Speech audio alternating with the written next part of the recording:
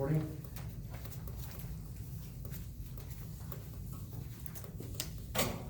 So to my knowledge, the only one from 2829 that I have not graded and returned yet is Enrique's 28. I think that's the only one that, so if you've done a 28 or 29 and I've not handed it back to you other than Enrique's 28, please let me know, because it would have gotten lost in the shuffle somewhere. Or potentially it's still on the table and I just missed it when I was picking them up. So what I'll do, and if another one pops up, I'll get it graded and take pictures and I'll send a copy to you. Enrique. Okay. All right. On the last question of the test, it's gonna be like the chapter 29 quiz, as you know. So the question to ask you is, do you want the answers on the test to be integers? Or just whatever the random number happens to be? The advantage of integers is if you get integers in your final answer, you can probably feel pretty good you got it right. The disadvantage is if you don't get integers at the very end, now you're left with a quandary of where's the mistake? I think I prefer the integers, so if we have it right, we just have an idea. Like if we get an integer, we can be confident. Okay? Anyone else with? I'm not sure I know what you're talking about. You know what the last question is going to be on the test, right? Yes. Okay. When you find the currents, I can set it up so that all the correct answers are integers. So no decimals, no fractions, none of that stuff. Okay. So I posed the same thing to the 152 group. They voted to not have integers because they didn't want the stress of, if they don't get an integer in their final answer, trying to figure out what they did wrong. Could you make it integers and say on the test that the final answer will be in integers? If we, I mean the test that we're gonna take. we're gonna decide right now whether they will be integers or not. Yeah, I'm just saying, if we do decide, will you put that information on the test? Oh, probably wasn't gonna write it on the test, but I mean verbally, Okay. you would know. Okay. I think I prefer integers. Yeah. All right, so I will design it so that there are integers on the final answer. An interesting psychology experiment between the two classes. I think the other difference is that you officially have got a 3-hour block and they've got a 2-hour block. And so they'll have less time to track down the mind assignment in a strange place. Any questions? I was going to get back to chapter 30. Any questions before I do that?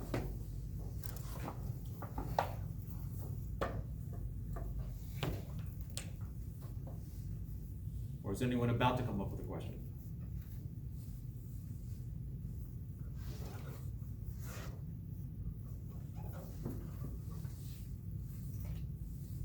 Okay. I don't know if I talked about units for magnetic field. I think we just stuck with letters consistently. Did I talk about the units of magnetic field? I know it's Tesla's from the book, but I don't know if you said it. Well, if we look at the Dios-Savart law, the one from charge, mu was Tesla meters per ampere. Q is coulombs. V is meters per second. R is meters, and then we have meters cubed on the bottom. So we can go through and cancel stuff out. Yeah, I mean, it is Tesla, as Colin said. This is the one that's writing better. See how Red's doing also.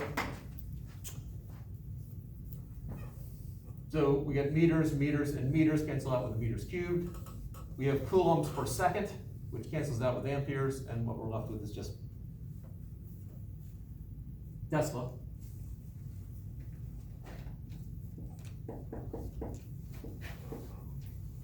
Now, if you're looking at some other literature, that in the CGS system, where centimeters, grams are the base as opposed to kilograms and meters, You'll also find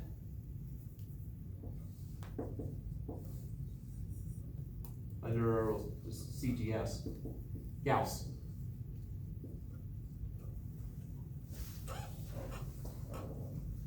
The difference between Tesla and Gauss is a factor of 10,000.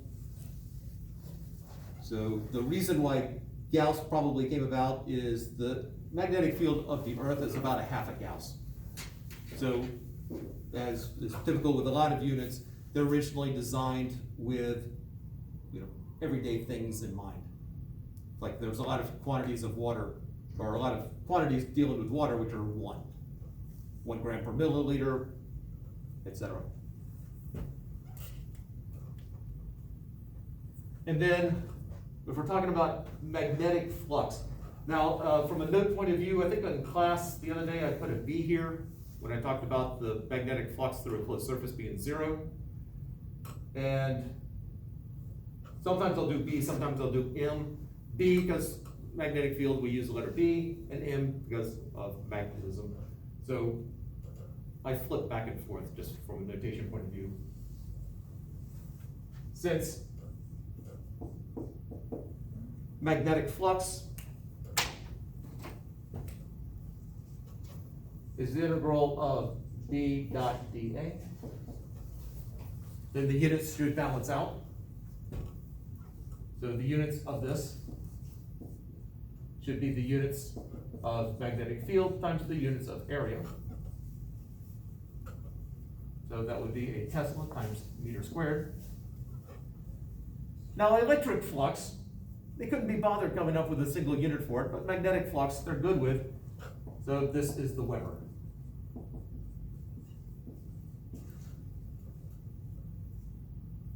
Not really exactly sure who Weber is, but presumably one of the 19th century E&M people.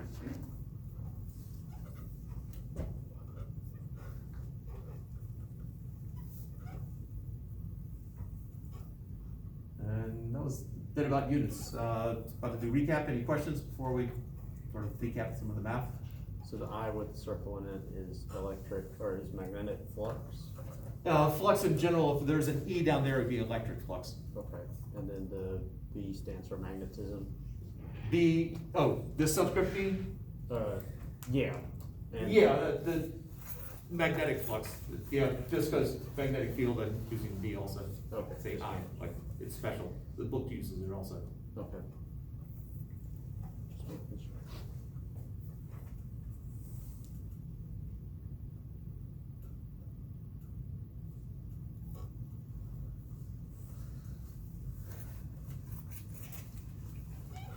Anything else?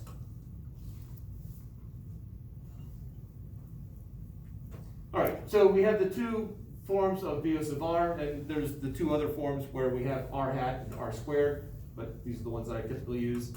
We derive the equation for the magnetic field from a straight line, infinite line of current, and from a loop of current. We find the direction of the magnetic field using the right-hand rule. I believe we did that. I'm pretty sure we did that for current. So if I have a current flowing to the right, what is the direction of the magnetic field at that spot right there? Going into the board. Because the current's flowing this way, right hand curls it into the board. Or from the cross product right there, or from this one right here, where the direction of dL is the direction of current. So I have dL moving this to the right, R is going that way, and dL curls R, your hand in the direction of the first vector, curl it so your fingers point to the second one the fastest way, thumb points in the direction of the cross product, and so the magnetic field here is into the board, which is represented by an X.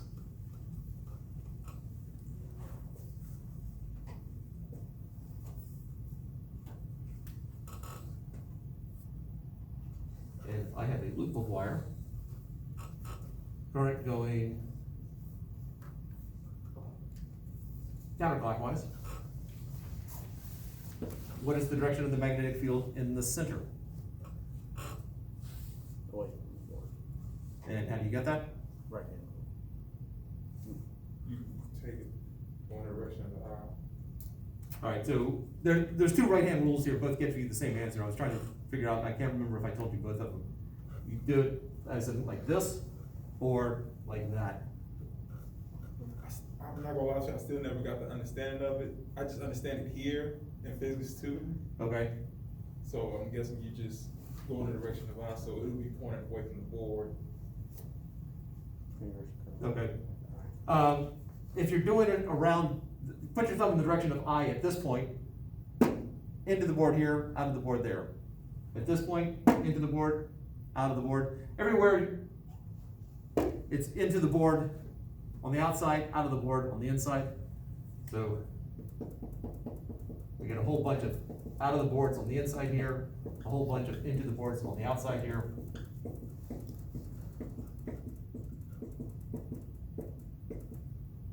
And so net result, out.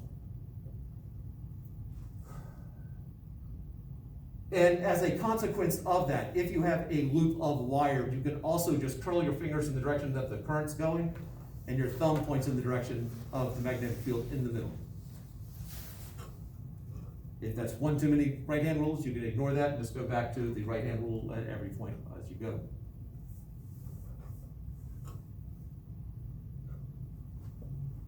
And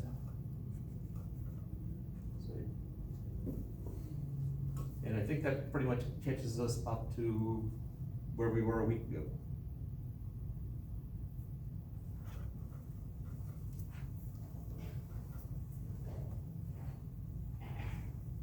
All right, so let's keep the single loop up there.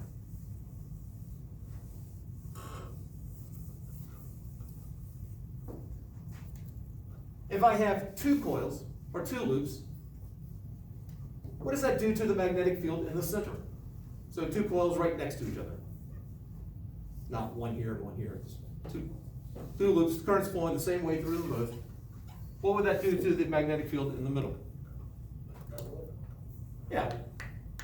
Because you can run this, go through the exact same process for each coil, and as long as they're close enough to each other, that's just gonna double it up. Three coils, probably still good. And so sometimes you'll see the formula for n number of loops or coils is n mu naught I over 2r. So where n is the number of coils. There is a caveat here. N is not excessive, which is incredibly vague. I recognize it.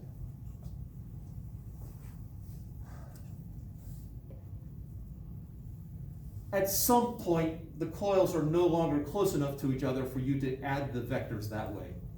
If they're right on top of each other, yeah, that's close enough, and you've got these two vectors that are pretty much the same magnitude in the exact same direction. You double them up. 3, you're probably still good. At some point, it's not valid.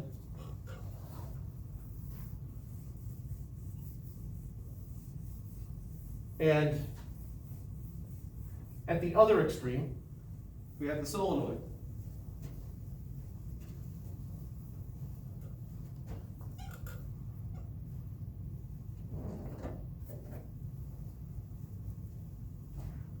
Well, we better example.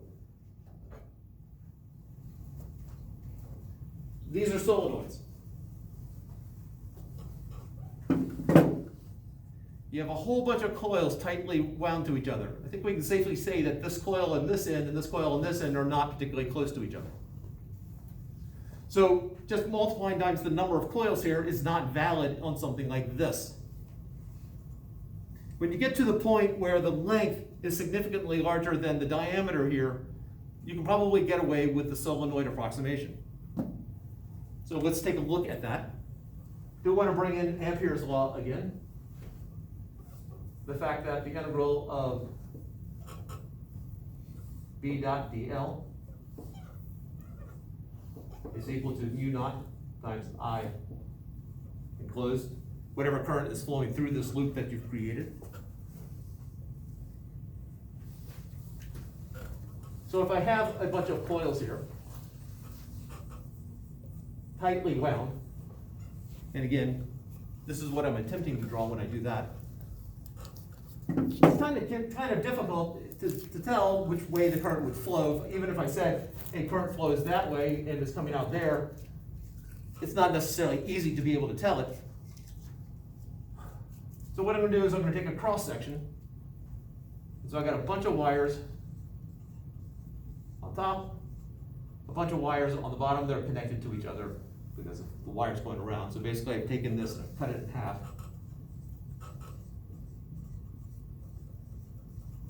And so current's going to be flowing into the board on one of them and out of the board on the other. So why don't we make into the board on top and out of the board onto the bottom, on the bottom.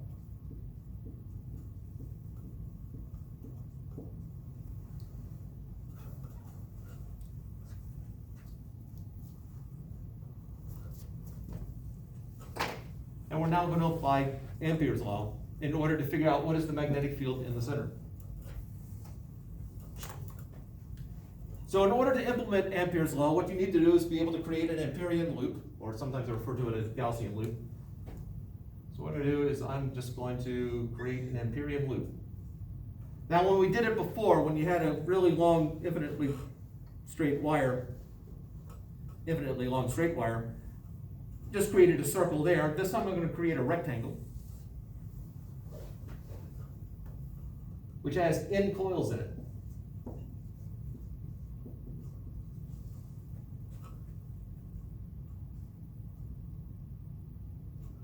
So first off, what is the total amount of current flowing through my Amperian loop?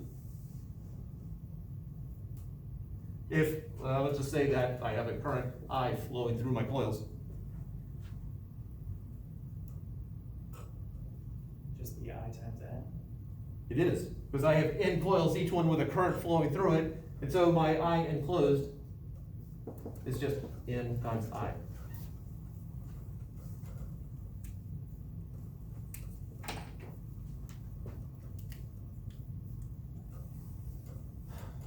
Now I'm going to find this B field here, this magnetic field, along my loop here, and I'm going to take it in the counterclockwise direction. And I'm going to label this bottom one, just call it the circuit A, and then B, then C, then D. So what I'm left with here is that the integral of B dot dl equal to mu naught I enclosed. At least we got it down to that next level. This is equal to B dot delta L along the A plus B dot dl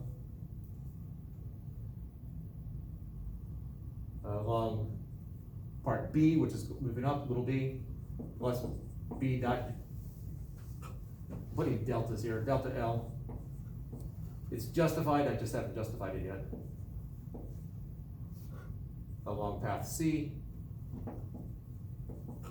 And then, since we have to complete the loop in order for Ampere's law to be appropriate, along path D is equal to U naught times capital N I. In essence, we're doing a line integral, but we're just breaking it down step by step.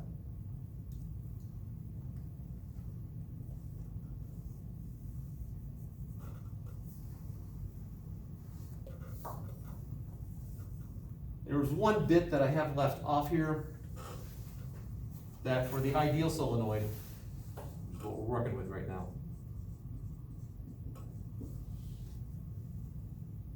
Infinitely long.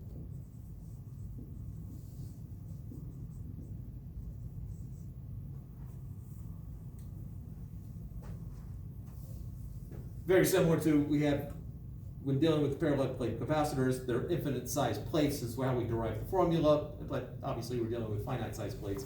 But there is a point that they're close enough that we can approximate it as infinite plates. Similar here, as long as the length is significantly larger than the diameter, it is legitimate to use this approximation. All right, so now, let's go through and figure out what's going on. I know there's a magnetic field created by each of these currents. If I have a current coming out of the board like that, what is the direction of the magnetic field around it that it generates? Counterclockwise? Right-hand rule, current's coming out. Magnetic field's coming around like that. So if I look at these currents here, and I'm gonna spread it out just a little bit for the sake of writing.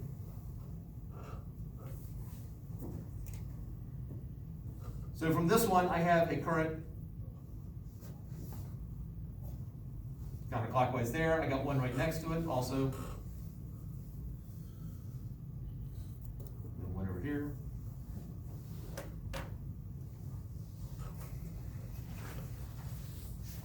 But I also have this other one down there. I've got current flowing into the board on the bottom. I mean, it still has, it's not contributing to the right-hand side of my equation, but it does contribute to the left-hand side of my equation. So what's the direction of the magnetic field created by this current flowing into the board?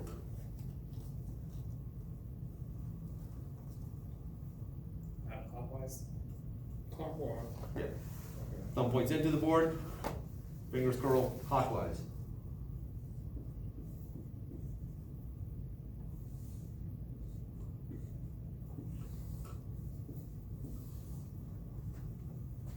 Notice that in the middle, the magnetic field is pointing to the right.